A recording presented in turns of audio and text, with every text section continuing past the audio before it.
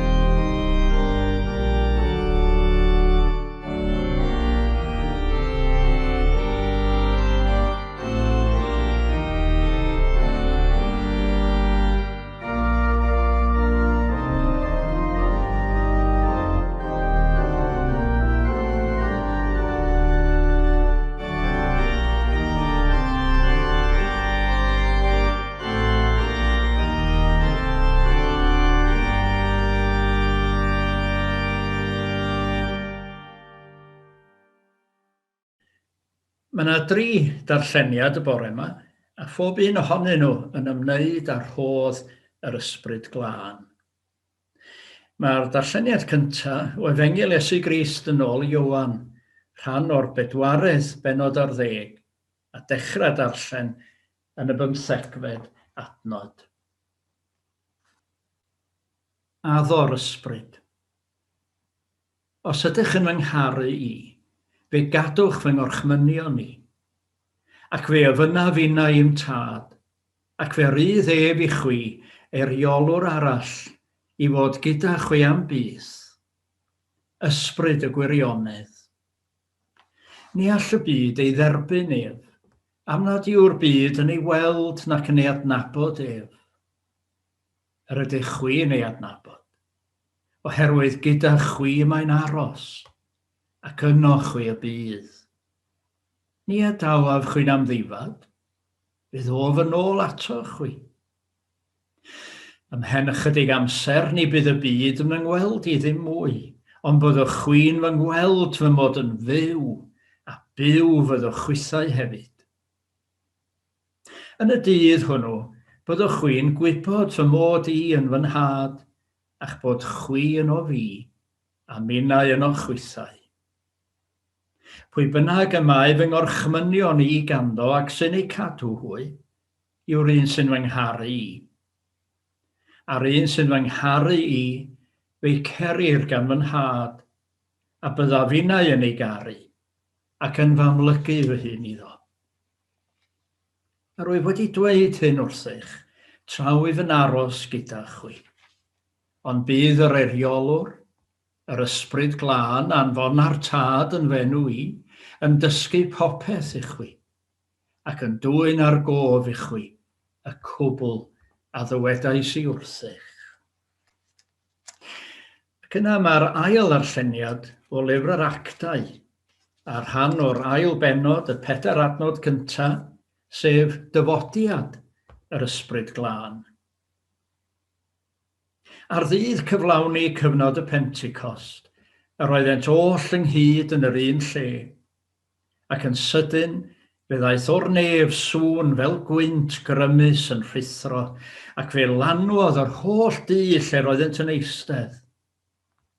Ymddangosodd iddynt dafodau fel o dân yn ymrannu ac yn eistedd un ar bob un ohonynt. A llanwyd hwy oll ar ysbryd glân, a dechreuasant lefaru a thafodau dieithr, fel yr oedd yr ysbryd yn rhoi llefarydd iddynt. Ac yn olaf wedyn, adnodau o lythyr Paul at y Galatiaid o'r 5 bennod, a dechrau darllen yn yr 11 adnod ar 15, ffrwyth yr ysbryd. Dyma rwyf yn ei olygu, rhodiwch yn yr ysbryd, ac ni fyddwch fys yn cyflawni chwantau'r cnawd, oherwydd y mae chwantau'r cnawd yn erbyn yr ysbryd, a chwantau'r ysbryd yn erbyn y cnawd. Y maent yn tynnu'n groes i'w gilydd, fel allwch wneud yr hyn a fynnwch. Ond os ydych chi'n cael eich arwain gan yr ysbryd, nid ydych dan gyfraith. Y mae gweithredoedd y cnawd yn amlwg, sef peteindra, amhurdeb, anlladrwydd, eilynaddoliaeth, diwiniaeth, cweryla, cymen, eiddigedd, lludio, ymgyprys, rhwygo, ymbleidio, cenfigenu, meddwi, cyfeddach a phethau tebyg. Yr rwyf yn ei chrybuddio fel y gwneithym o'r blaen, na chaiff y rhai sy'n gwneud y fath bethau etifeddu teyrnas Dduw.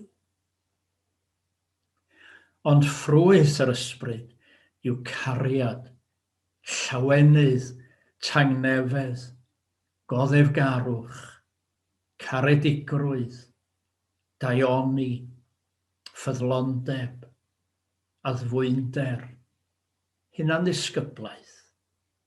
Nid oes cyfraith yn erbyn rhinweddau fel yr rhain.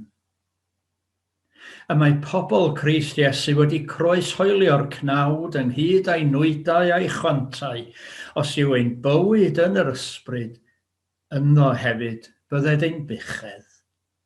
Bydded ni ymgadw rhag gwag ymffrost, rhag herio ein gilydd, a rhag cenfigenu wrth ein gilydd. Ac arhosed bendith Duw ar y darllen yna yn ei air sanctaidd. Gadewch i ni droi at yr arglwydd mewn gweddiwn.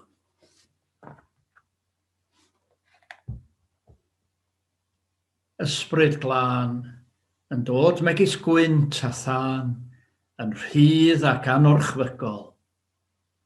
Gweddiwn heddiw dros bawb sy'n dyheu am newid, a dros bawb sy'n ofni newid. Meddyliwn am y tlawd a'r newynog, y digartref a'r ffoadur.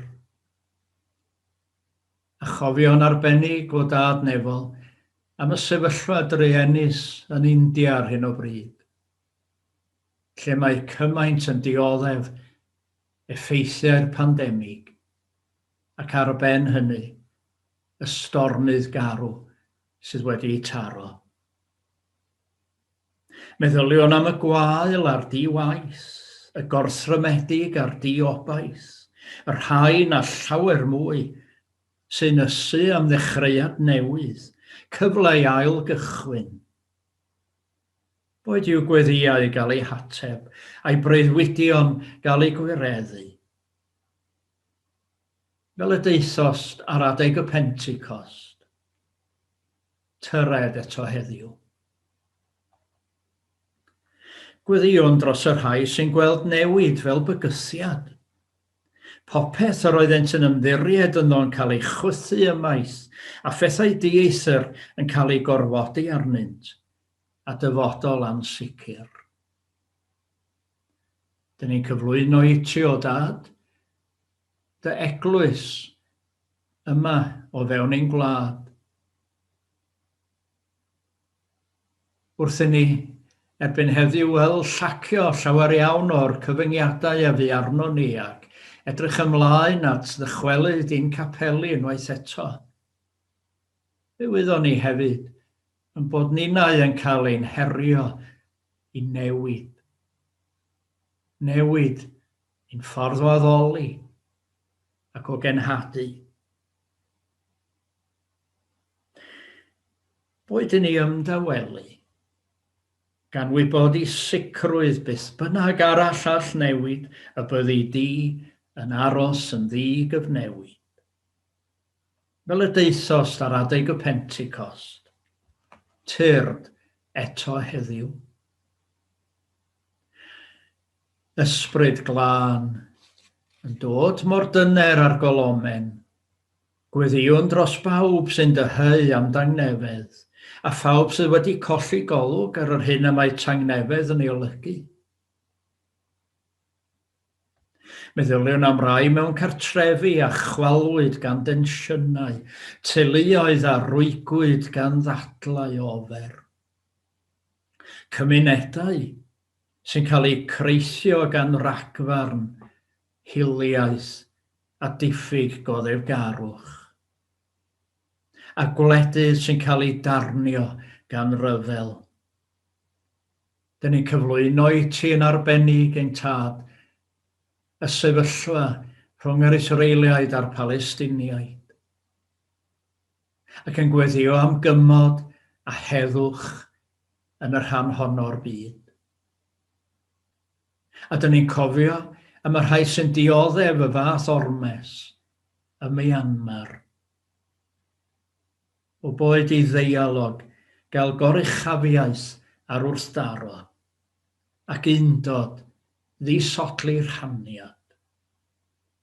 Fel y deithost ar adeg y Pentecost, tyrd eto heddiw.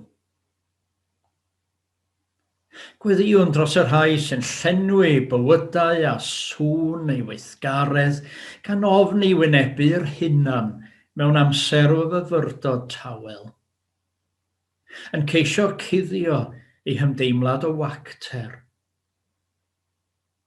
A gweddiwn hefyd dros y rhai sy'n ceisio bodlonrwydd yn y pethau na allfydd fodloni'n llawn. Cyfoeth, meddiannau, power, llwyddiant. Boed iddynt ganfod cyfrinach gwir lawenydd, y tangnefedd tu hwnt i ddeall, nall neb ond ydi ei roi. Fel y deithost ar adeg y Pentecost, tyrd eto heddiw. Ysbryd glân, Trawsnewidiaeth fywyd yr apostolion a phobl ddirifedi ar draws y canrifoedd. Yn union fel yr wyt yn trawsnewid ein bywydau ninnau yn ei tro.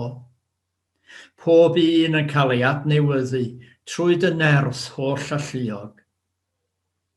Tyrd yn awr, a thrawsnewid ein byd yn ei holl angen. Iddo allu mwynhau gobaith a heddwch, iachad a chytgord, ac mwyn i bawb ddod i adnabyddiaeth o'r achubiaeth sydd ar gael yng Nghrist Iesu ein harglwydd. Fel y deithost ar adeg y Pentecost, tyrd eto heddiw, gyfynnwn hyn mwyn ei enw. Ac fe ddwedwn ni weddi'r arglwydd gyda'n gilydd. Ein tad yr hwnnwyd yn y nefoedd, sancteiddiau'r dy enw, deled y deyrnas, gneler deiwyllus megis yn y nef, felly'r y ddeiar hefyd. Dyroi ni heddiw ein bara binyddiol, a maddau ni ein dyledion, fel y maddeuwn ni'n ein dyledwyr. Ac nac arwain ni brofedigaeth, eith'r gwared ni rhag drwg, caneseiddo ti y deyrnas, a'r nerth, a'r gogoniant, yn oes eisau. Amen.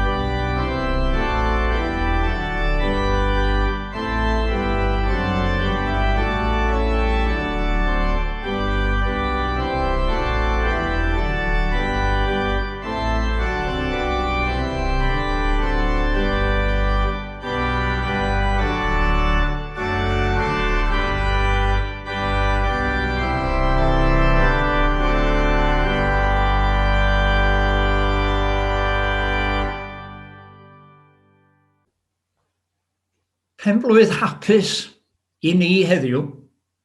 Ia, dyma diwrnod y cychwynodd Eglwys Iesu Grist, ar ŵyl i ddewig y Pentecost, neu'r Silgwyn i ni. Dyn ni'n hen gyfarwydd wrth gwrs a disgrifiad lyc ar ddechrau llyfr yr Actau, o'r digwyddiadau cyffroes hynny. Y diwrnod hwnnw, pryd y daeth gwynt grymus o'r nef yn rhithro, a safodau o dan yn eistedd ar yr apostolion. Dynion cyffredin yn siarad mewn ieithoedd dieithr a'r holl dyrfoedd yn Jerusalem y diwrnod hwnnw yn rhyfeddu. I lyc, dyna'r arwyddion o rodd yr ysbryd glân.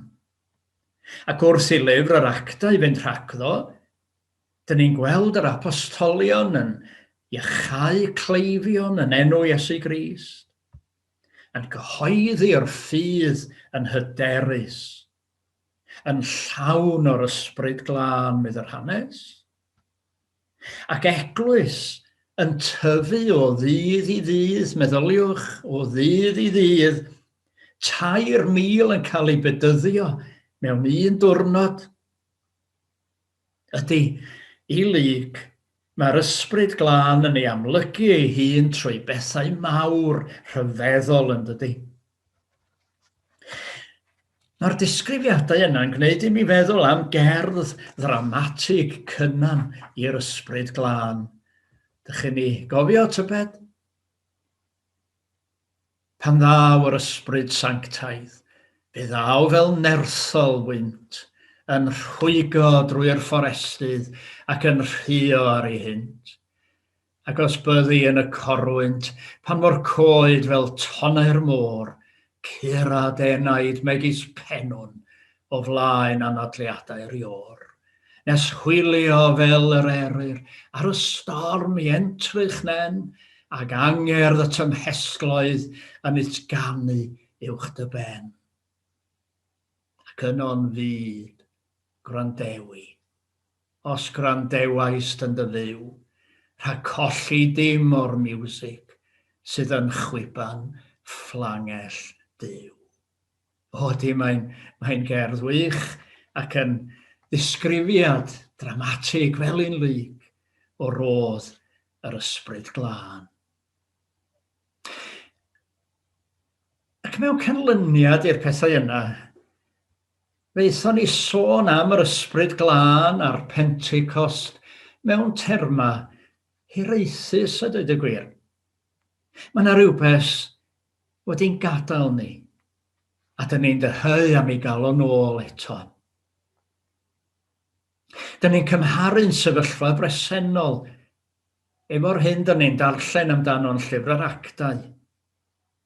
Ac yn naturiol yn tueddu'n cystwyo'n hunain, yn fflangellu'n hunain, bod yna rhywbeth o'i le arno ni, bod ni wedi colli rhywbeth.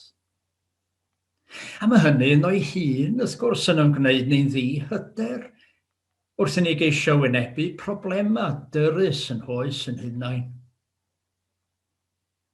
Fyddwch chi gweithio'r modd, mae bron pob un o'n hemyna ni, yn caneuon ffydd a phob casgliad arall y gwn i amdano fo, yn adleisio y deheuad hwnnw, yn deisif am yr ysbryd glân, fel pe tai wedi'n gadael ni neu, fel pe na bydda fo'n bod dim mwy.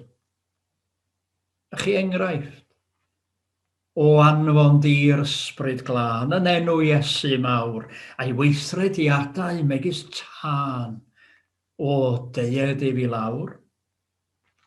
Neu emyn arall. Ddiddanydd anfonedig nef, fendigaid ysbryd glân, hiraethwn, dyna fo, hiraethwn am yr awel gref a'r tafod tân. A dweud y gwir i chi, mae'n anodd iawn dod o hyd i emynau ar gyfer y sylgwyn sydd yn dathlu presenoldeb yr ysbryd, yn dathlu arweiniad yr ysbryd glân i'w eglwys ym mhob oes. Ond ewch yn ôl i'r hodd mam rhai ohonoch chi sy'n ddigon hen i gofio hwnna. Pa beth yw Duw oedd cwestiwn John Parry Caer? A'r ateb ydy, ysbryd yw Duw. Dyna fo, ysbryd yw Duw. Mae Duw wedi addo bod gyda ni bob amser. Dyna ddewid Iesu ei hun yn Efengil Ioan, fel y clywsoch chi ddarllen y bore yma. Fe ofyna finna i'm tad, ac fe rydd ef i chwi eiriolwr arall i fod gyda chwi am byth. Ysbryd y gwirionedd. Gyda chwi y mae'n aros, ac yno chwi y bydd. Na ddealltwriaeth Ioan o'r ysbryd glân. Presenoldeb parhaus Iesu gyda ni drwy ei ysbryd. Yn nerthu ei bobl a'i harwain bob amser. Ac yn gydwybod i bob un ohono ni i'n goleuo ni oddi mewn. Mae o'n ddarlun gwahanol iawn yn dydy'r hyn a gawn ni gan Luc ar ddechrau llyfr yr Actau. Felly roedd Paul yn ei gweld ti hefyd. Enghraifft, fe roedd yna rai yn Eglwys Corinth oedd yn ystyried eu bod nhw yn well Cristnogion na'r gweddill, yn fwy ysbrydol na'r ei eraill. A hynny, am ei bod nhw'n medru arddangos doniau rhyfeddol yr ysbryd glân, siarad mewn tafodau dieithr, fel sy'n digwydd yn Jerusalem ar y Pentecost. A dyna gefndir y benod fawr ar gariad, y 3 benod ar 10 o 1 Corinthiaid. Dyna di'r ergyd sydd gan Paul yn ei ddatganiad ar ddechrau'r benod, os llefaraf a thafodau, meidrolion ac angylion, os llefaraf a thafodau felly, a heb fod gennyf gariad, efydd swnllyd ydwyf, neu symbol a flafar. Cariad ydy'r cyfan. Allwn ni byth ddod yn orgyfarwydd ar benod honno'n allwn. Cariad ydy'r cyfan i Paul. Nid doniau rhyfeddol sy'n yn gwneud ni yn wir ddilynwyr Iesu, medda Paul, ond ein bod ni'n cael ein llenwi a'i gariad ef. A dyna be mae Paul yn ei bwysleisio hefyd yn yr adnodau yna o'r Galatiaid a ddarllenis i y bore yma. Ffrwyth yr ysbryd. Ac wrth fynd heibio, cofiwch mai ffrwyth ydy gair Paul. Mae yna lawer iawn, pregethwyr yn ei plith nhw, mae ddrwg yn ei ddeud, a llawer iawn yn cam ddyfynu'r adnod honno ac yn dweud ffrwythau. Fel petai ni medru dewis rhai ohonyn nhw. Pick and choose. Nage. Mae rhaid i ni feddu ar ffrwyth yr ysbryd, meddai Paul. Ffrwyth yr ysbryd yn ei gyfanrwydd. A ffrwyth yr ysbryd yw cariad, llawenydd, tangnefedd, goddefgarwch, caredigrwydd, daioni, ffyddlondeb, addfwynder, hunandisgyblaeth. Os yw ein bywyd yn yr ysbryd, yno hefyd bydded ein buchedd. Mewn gair felly, nid diwrnod i dim ond drist ydy heddiw, nid diwrnod i ddyhau am rhywbeth a fi, nid dyna di'r Pentecost, ond yn hytrach diwrnod i ddathlu cwmniaeth, yr un sydd gyda ni bob amser. Ond hefyd, diwrnod yr ydym ni gofio, mae yn gwaith ni fel dilynwyr Iesu Grist ydy arddangos ei ysbryd ef yn ein bywydau. A dyna ydy yr her arbennig sy'n perthyn i'r wyl hon. Ychydig o sôn sydd y dyddiau yma gweitha'r modd am un o feirdd mwyaf yr Honda, sef Kitchen y Davies. Yn ei gerdd sy'n gerdd wych, dwi'n meddwl, sŵn y gwynt sy'n chwythu. Mae Kitchen y Davies yn anherio ni yn rymus iawn trwy ofyn. Ydyn ni'n siŵr ein bod ni wir isio derbyn yr hyn yr ydyn ni'n gofyn amdano wrth weddio. Ydyn ni wir ym modlon yn gosod ein hunain yn agored i ddylanwad Iesu Grist ar ein bywydau. Fel hyn mae o'n dechrau gerdd. Gyfynais am i'r gwynt a fi'n ymorol ar sgerbydau a nadlu yn fesgur yn sychio'n unau anadl y bywyd. Ond wrth fynd ymlaen, dydy hynny ddim cweit mor siŵr, a mae o'n ymbil fel hyn. Y meddyg gwell, sy'n naddu a sgalpel rhwng yr asgwrn a'r mer, atal dy law rhag y driniaeth, atal dy law rhag y driniaeth. Pam bod o'n deud hynny? Wel, mae o'n cyfaddau maes o law, rwy'n rhy ddedwydd fy myd, rhy esmwydd, rhy hunan ddigonol, i'm hysgwyd i'r anwybod yn anedd dy gorwynt. A mae o'n gorffen trwy ryw ail ystyried i weddi ar y dechrau. Achub a chadw fi rhag y gwynt sy'n chwythu lle ymyno. Gofyn yma'r bardd, a dyn ni wir yn barod i gael yn trin a chael ei newid gan yr ysbryd, neu fel Dafydd Iwan gynt, a'i yn gweddi ni ydy, gad fi llonydd o fy nyw, gad mi fod.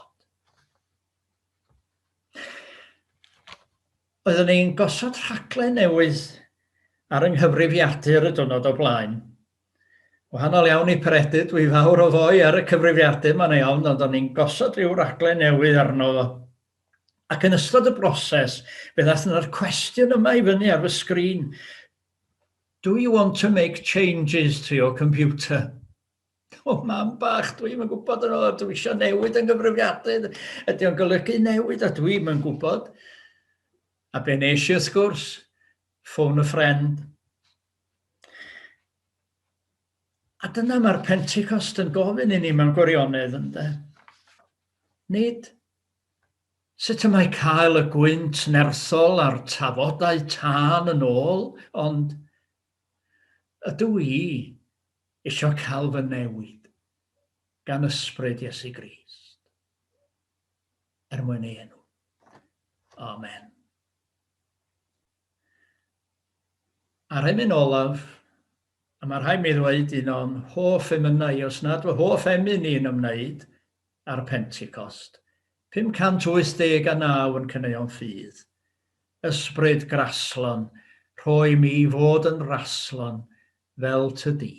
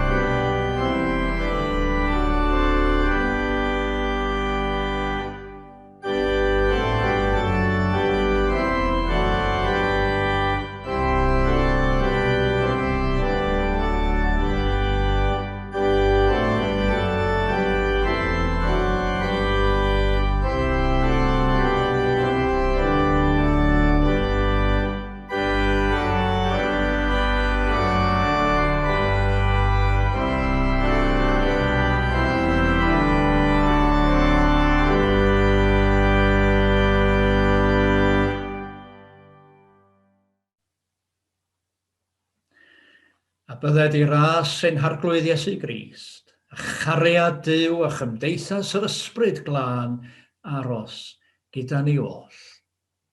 Amen.